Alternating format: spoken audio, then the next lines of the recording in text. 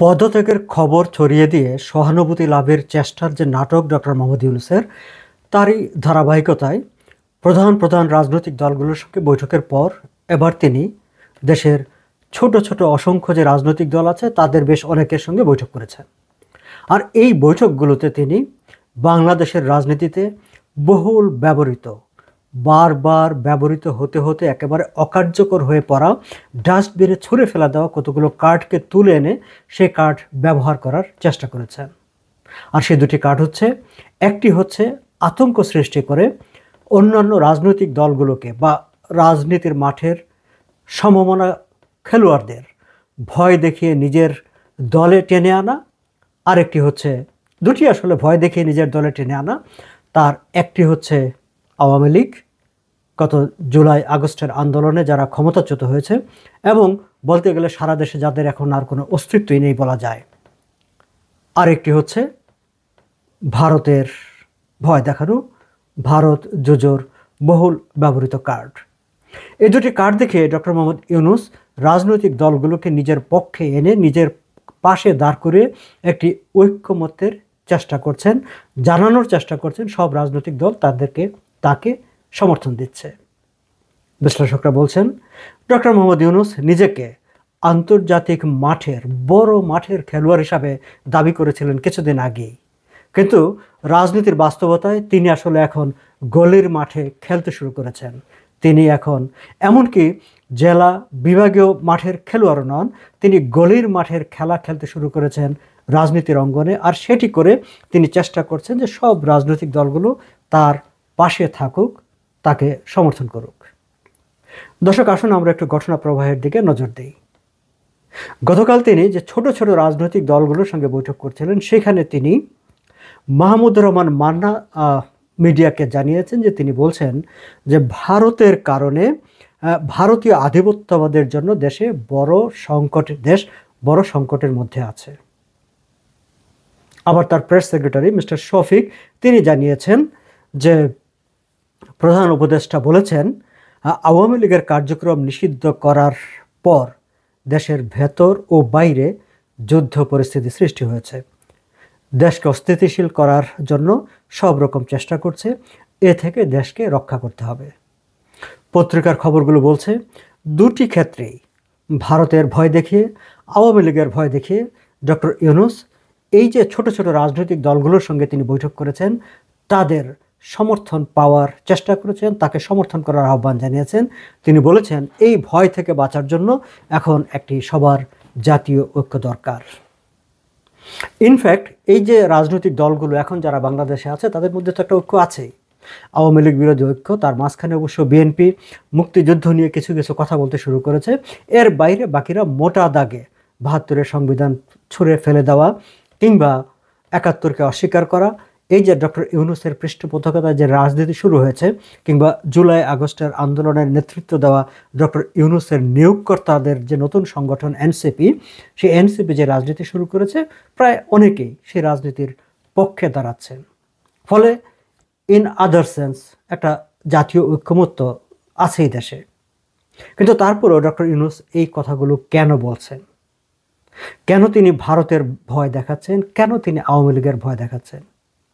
আচ্ছা, আওয়ামী লীগের প্রসঙ্গে যদি কথা বলি, আওয়ামী লীগের কার্যক্রম নিষিদ্ধ করার পর দল হিসাবে আওয়ামী লীগকে কোনো প্রতিক্রিয়া দেখিয়েছে বা দেখাতে পেরেছে? ইনফ্যাক্ট জুলাই আগস্টের পর আওয়ামী লীগকে দেশে কোথাও দাঁড়াতে পেরেছে? ডক্টর ইউনূস একেবারে শুরুর দিনেই তিনি যখন দায়িত্ব গ্রহণ করেছেন তার পরপরই মব অ্যাট্রোসিটিকে উস্কে দিয়েছেন, অ্যাপ্রুভাল দিয়েছেন যাতে আওয়ামী লীগের নেতাকর্মীদের উপর নির্যাতন, হত্যা, হামলা, নিপীড়ন, আগুন, জ্বালাও পোড়াও সব কিছু করা যায়। এবং কখনো তিনি একটি বারের জন্য বলেননি যে এগুলোকে বন্ধ করতে হবে, বরং তিনি বলেছেন যে দেশ এখন উৎসব করছে। এই যে আওয়ামী লীগের নেতা কর্মীদের উপর হামলা, নিপীড়ন, নির্যাতন, আগুন দিয়ে পুড়িয়ে দেওয়া সব কিছুকে উৎসব হিসেবে দেখেছেন। এমনকি একবার একটি ভিডিওতে আমি দেখেছিলাম যে তিনি অনেককে উস্কে দিচ্ছেন যে তারা তো তোমাদের গ্রামে ট্রামে ছড়িয়ে পড়েছে, তোমরা সেটা দেখতে পাও না। অর্থাৎ তিনি গ্রামে গ্রামেও উস্কে দেওয়ার চেষ্টা করেছেন ডক্টর ইউনূস মব অ্যাট্রোসিটিকে। এবং সত্যিকার অর্থে ডক্টর ইউনূসের শাসনে তার নিয়োগকর্তা এনসিপি এবং অন্যান্য যারা রাজনীতিতে আছেন তাদের নিপীড়নে, নির্যাতনে আওয়ামী লীগ দেশ ছাড়া, বাড়ি ছাড়া, পলাতক। এটি হচ্ছে বাস্তবতা। কোথাও তো তারা দাঁড়াতেই পারছে না। বাড়ি বাড়ি খুঁজে খুঁজে হাজার হাজার আওয়ামী লীগের নেতাকর্মীদের নিপীড়ন করা হচ্ছে, তাদেরকে জেলে পুরে দেওয়া হচ্ছে। তাহলে সেই আওয়ামী লীগ কীভাবে যুদ্ধ পরিস্থিতি তৈরি করলো, কিংবা সে আওয়ামী লীগের হয়ে দেশের বাইরে কারা যুদ্ধ পরিস্থিতি তৈরি করলো? আমি তো দেখেছি যে কোনো ইন্টারন্যাশনাল অর্গানাইজেশন, একটি দেশের সবচেয়ে বড় রাজনৈতিক দল, সেই দলের কার্যক্রম নিষিদ্ধ ঘোষণা করা হয়েছে। মানে একটি মানুষের এই যে মত প্রকাশের স্বাধীনতা, সভা সমাবেশ করার স্বাধীনতা, রাজনৈতিক দল করার স্বাধীনতা, সেটি ক্ষুণ্ণ করা হয়েছে, সেখানে হস্তক্ষেপ করা হয়েছে। কিন্তু সেই অর্থে পশ্চিমা দেশগুলো বা বাইরে যে খুব বেশি প্রতিক্রিয়া হয়েছে তাও কিন্তু না। হ্যাঁ, অতি সম্প্রতি মানবাধিকার সংগঠন হিউম্যান রাইটস ওয়াচ তারা এই বিষয়টি নিয়ে একটি কঠিন বিবৃতি দিয়েছে। এর বাইরে তো ইউনূস বলা যায় সব কিছু ইউনূসের অনুকূলে আছে। তাহলে ডক্টর ইউনূস কেন বলছেন আওয়ামী লীগের কার্যক্রম নিষিদ্ধ করার পর দেশের ভিতরে বাইরে যুদ্ধ পরিস্থিতি তৈরি হয়েছে? তার মানে কি ডক্টর ইউনূস শয়ন স্বপনে, ঘুমে, নিদ্রায়, অনিদ্রায় আওয়ামী লীগকে ভয় পাচ্ছেন? তিনি কি মনে করছেন যে কোনো এক সময় বা যে কোনো সময় আওয়ামী লীগ আবার এসে তার সামনে দাঁড়াতে পারে? কিংবা সারা দেশে নীরবে নিবৃত আওয়ামী লীগের প্রতি মানুষের যে সমর্থন আছে, কিংবা তার 9 মাসের শাসনে যে জনপ্রিয়তা বেড়েছে, সেটি তিনি টের পেয়ে তিনি ভীত সন্ত্রস্ত হয়ে পড়েছেন এবং সেই ভয়টি অন্য রাজনৈতিক দলের দিকে সঞ্চারিত করে দিতে চেয়েছেন, নাকি অন্য কিছু? সেই কিছুটাকে সে আলোচনায়ও যাব। কিন্তু একটি প্রসঙ্গ এখানে আমি উল্লেখ করতে চাই, সেটি হচ্ছে যে ডক্টর ইউনূসের এই বক্তব্যটি মিডিয়ায় প্রচারিত হবার, প্রকাশিত হবার পর আওয়ামী লীগের সাবেক এমপি, তিনি আসলে সর্বশেষ সংসদেরই এমপি হয়েছিলেন, আলাউদ্দিন চৌধুরী নাসিম, তিনি ফেসবুকে তার একটি প্রতিক্রিয়া তিনি প্রকাশ করেছেন। আলাউদ্দিন চৌধুরী নাসিম তিনি লিখেছেন ফেসবুকে, আওয়ামী লীগকে যতবারই নিষিদ্ধ করা হয়েছে ততবারই দেশে যুদ্ধ পরিস্থিতি তৈরি হয়েছে। প্রত্যেকবারই জয় হয়েছে আওয়ামী লীগ, এবং যারা নিষিদ্ধ করেছে তারা ইতিহাসের আস্থা করে নিক্ষিপ্ত হয়েছে। আমরা জানি 1970-71 সালে মুক্তিযুদ্ধের সময় বা মুক্তিযুদ্ধের আগে আগে আওয়ামী লীগকে নিষিদ্ধ করা হয়েছিল এবং তারপর মুক্তিযুদ্ধ হয়েছে, এবং সেই মুক্তিযুদ্ধে আওয়ামী লীগের নেতৃত্বে বাংলাদেশ নামে নতুন একটি দেশ স্বাধীন হয়েছে। এবং যারা আওয়ামী লীগকে সেই সময়ে নিষিদ্ধ করেছিল তারা আসলে ইতিহাসের আস্থা করে নিক্ষিপ্ত হয়েছে।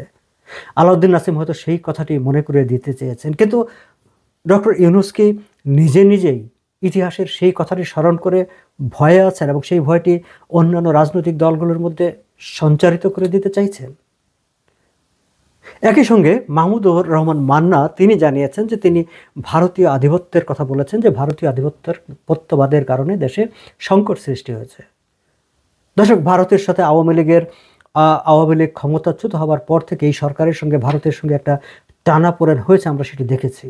এবং আমরা দেখেছি ডক্টর ইউনূস নিজে, তার উপদেষ্টারা এবং তার নিয়োগকর্তা, তার নিজের যে রাজনৈতিক দল এনসিপি, হ্যাঁ আমি এনসিপিকে ডক্টর ইউনূসের রাজনৈতিক দল হিসেবেই বলি, কারণ ডক্টর ইউনূসের আশীর্বাদে, আগ্রহে, পৃষ্ঠপোষকতায় সে দলটি গঠিত হয়েছে, সেটি পরিষ্কার। সেটি তিনি নিজেই লন্ডন টাইমসের সঙ্গে ইন্টারভিউতে বলেছিলেন। ফলে তার যে রাজনৈতিক দল তারা এনসিপি 111-এর ভয় দেখানোর চেষ্টা করছে এখন। তো এই যে সবাই মিলে তারা তো একটা সময় ভারতের বিরুদ্ধে বরং হুঙ্কার দিয়ে কথা বলেছেন, আমাদেরকে শুনিয়েছেন যে তা এখন থেকে এই যে নতুন সরকার এসেছে, নতুন যোগ এসেছে, এখন হচ্ছে ভারতের সঙ্গে চোখে চোখ রেখে কথা বলবে, দেশের পররাষ্ট্রনীতি হবে ভারতের সঙ্গে চোখে চোখ রেখে কথা বলার পররাষ্ট্রনীতি। আমরা দেখেছি যে আমাদের স্বরাষ্ট্র উপদেষ্টা বলেছেন, বিডিআরকে নির্দেশ দিয়েছেন যে এখন আর পিঠ দেখানোর কোনো কূটনীতি চলবে না, বিএসএফের সঙ্গে সীমান্তের সামনাসামনি বুক দেখানোর প্রক্রিয়া চলবে। তাহলে আমরা তো দেখছি যে গত কয়েক মাসে সত্যিকার অর্থে ভারত সেই অর্থে কোথাও কোনো কথাই বলছে না, বরং ভারত কিছু কিছু ক্ষেত্রে তারা বাংলাদেশের সঙ্গে তাদের যেসব চুক্তি ছিল বা যেসব সুবিধা ছিল সেগুলো তারা সরিয়ে নিয়ে যাচ্ছে, প্রত্যাহার করে নিয়ে যাচ্ছে। বরং আমরা তো আশা করেছিলাম, যে আমরা শুনেছি যে 26 লাখ ভারতীয় এই দেশে কাজ করছে, যেটি আসিফ নজরুল বছরের পর বছর বলে এসেছেন। আমরা তো আশা করেছিলাম যে তাদেরকে দেশ থেকে বের করে দেওয়া হবে। আমরা তো আশা করেছিলাম যে আওয়ামী লীগের বিরোধী রাজনীতিকরা যে বলতেন ভারতের সঙ্গে গোলামি চুক্তি করা হয়েছে, ভারতের কাছে দেশ বিক্রি করে দেওয়া হয়েছে, সেই সব দেশ বিক্রির চুক্তিগুলো বাতিল করা হবে। বাতিল করা না গেলেও সেগুলো জনসম্মুখে এনে জানানো হবে যে আওয়ামী লীগ এই চুক্তির মাধ্যমে দেশ বিক্রি করে দিয়ে গিয়েছে, আমরা সেগুলো বাতিল করতে পারছি না, বা এই গোলামি চুক্তি করে বাংলাদেশকে ভারতের গোলামে পরিণত করেছে। ডক্টর ইউনূসের 9 মাসের শাসনামলে আমরা কিন্তু সে কোনো একটি চুক্তিকে উল্লেখ করতে দেখিনি যে এই চুক্তিটি আওয়ামী লীগ করেছে দেশের স্বার্থের পরিপন্থী। তাহলে ভারত কি সমস্যা করলো?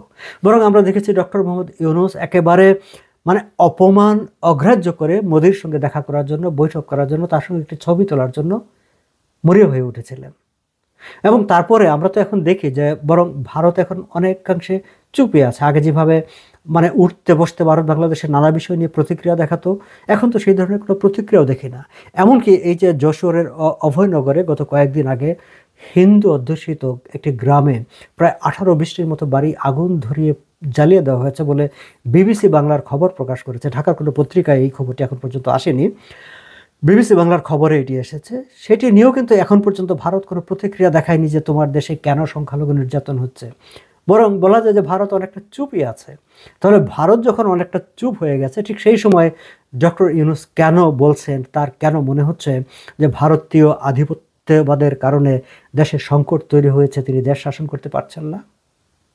এর একটি মাত্র উত্তর, সেটি হচ্ছে আসলে তিনি তার নিজের অক্ষমতাকে ঢাকার জন্য, নিজের ব্যর্থতাকে ঢাকার জন্য তিনি যে পারছেন না। এবং এই যে রাজনৈতিক দলগুলো, বিশেষ করে বিএনপি এবং সুধী সমাজ নির্বাচনের চাপ দিচ্ছেন, এবং সেই চাপের কারণে তিনি আসলে নির্বাচন দিতে চান না, এবং সেই জায়গা থেকে দৃষ্টিটাকে অন্যদিকে এড়ানোর জন্য তিনি এই যে একটা কনস্পিরেসি থিওরি যেটি বিভিন্ন সময় অযোগ্য অদক্ষ শাসকরা বারবার ব্যবহার করেছে দৃষ্টিটিকে অন্যদিকে সরিয়ে নেবার জন্য, তিনি সেই পুরনো ট্রাম্প কার্ড বলে কিংবা পুরনো কার্ড রাজনীতির বস্তা পচা কার্ড খেলার চেষ্টা করছেন। সাম্প্রতিক সময়ে ভারত নিয়ে কোনো নির্বাচনের কথা বললেই বলা হয় ভারতের দালাল, ভারতের এজেন্ট, ভারতের পারপাস সার্ভ করা হয়। এবং এই কথাগুলি কিন্তু নতুন কিছু নয়। আমরা 1971 সালে মুক্তিযুদ্ধের সময় যেমন দেখেছি যে যারা 71 সালে মুক্তিযুদ্ধের পক্ষে যারা অবস্থান নিয়েছিল তাদের সবাইকে ভারতের দালাল বলা হতো। আমরা দেখেছি 1975 সালে বঙ্গবন্ধু শেখ মুজিবুর রহমানের হত্যাকাণ্ডের পর বলা হয়েছে যে ভারতীয় আধিপত্যবাদের হাত থেকে দেশ মুক্ত হয়েছে। আমরা কিন্তু দেখেছি যে জিয়াউর রহমান হত্যাকাণ্ডের পর জেনারেল মঞ্জুর যে জাতির উদ্দেশ্যে ভাষণ দিয়েছিলেন, কিংবা সাত্তারকে ক্ষমতাচ্যুত করার পর জেনারেল এরশাদ যে ভাষণ দিয়েছিলেন, প্রত্যেকেই কিন্তু বলেছিলেন দেশ ভারতীয় আধিপত্যবাদের হাত থেকে মুক্ত হয়েছে। অর্থাৎ অবৈধভাবে যারা ক্ষমতা দখল করেছে, হত্যা, খুন, সন্ত্রাস করেছে, কিংবা দেশের স্বাধীনতা সার্বভৌমত্বের বিরোধিতা করেছে, সবাই কিন্তু ভারত ট্রাম্প কার্ড ব্যবহার করেছে। এবং একই ধারাবাহিকতায় ডক্টর ইউনূস সেই ট্রাম্প কার্ডটি ব্যবহার করার চেষ্টা করছেন, এবং তার সমর্থকরা সেটি ব্যবহার করছেন। যখনই নির্বাচনের কথা বলা হয় তাদেরকে ভারতের দালাল, রয়ের এজেন্ট, ভারতপন্থী, ভারতের এই ধরনের কথাবার্তা বলা হচ্ছে। এবং এই পুরো জিনিসটি আসলে শাসন পরিচালনায় অদক্ষতা, ব্যর্থতা, নিজের সীমাবদ্ধতা সেগুলোকে কাটানোর জন্যে, সেগুলোকে পাশ কাটিয়ে আড়াল করার জন্যে। কিন্তু এই যে এই প্রবণতা কি আসলে পরিস্থিতির কোনো উন্নয়ন ঘটাবে? ডক্টর ইউনূসকে কি কোনো ধরনের সহায়তা করবে? আমার তো মনে হয় না। বরং আমার মনে হয় ডক্টর ইউনূসের উচিতই হবে বাস্তবতাকে স্বীকার করা, এবং যে জন আকাঙ্ক্ষা যে যত দ্রুত সম্ভব নির্বাচিত সরকারের হাতে দায়িত্ব হস্তান্তর করা, একটা নির্বাচনের আয়োজন করা, নির্বাচনের তারিখের ঘোষণা করা, বরং সেই বাস্তবতাটাকে মেনে নেওয়া তার জন্য বুদ্ধিমানের কাজ হবে। দর্শক, আজ এই পর্যন্তই। ভালো থাকবেন।